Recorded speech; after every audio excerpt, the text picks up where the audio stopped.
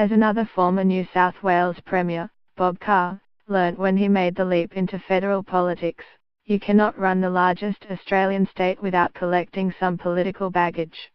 If Carr's baggage was weighty after a decade at the helm in New South Wales, Kristina Keneally's is fairly described as truly excess. Within minutes of the announcement that she will contest the Belog by-election, Health Minister Greg Hunt described her as a protégé of the jailed, corrupt former Labor Minister Eddie Obeid.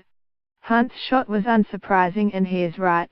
Keneally, like many other Labor MPs at the time, was taken under Obeid's wing when he and Joe Tripodi were kingmakers in the ALP caucus. Obeid and Tripodi's control of the dominant Terrigal sub-faction, named after the location of Obeid's speech house, delivered Keneally the numbers in the caucus ballot that saw her elected party leader and premier, toppling Nathan Rees in December 2009.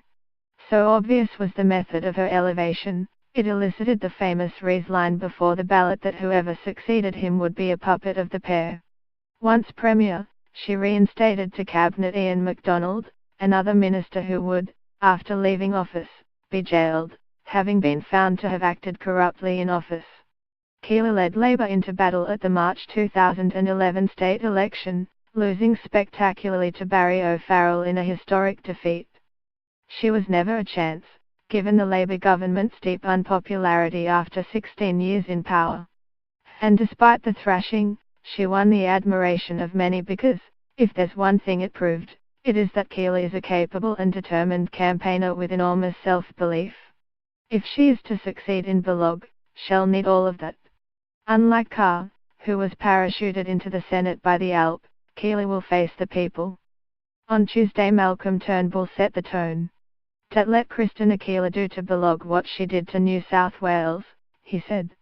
Given the length of her stewardship, it was hardly fair, but as she was also a minister for several years, the mud can be made to stick. In his political memoir The Fog on the Hill, former New South Wales Planning Minister Frank Sarder, a leadership rival, offered his take.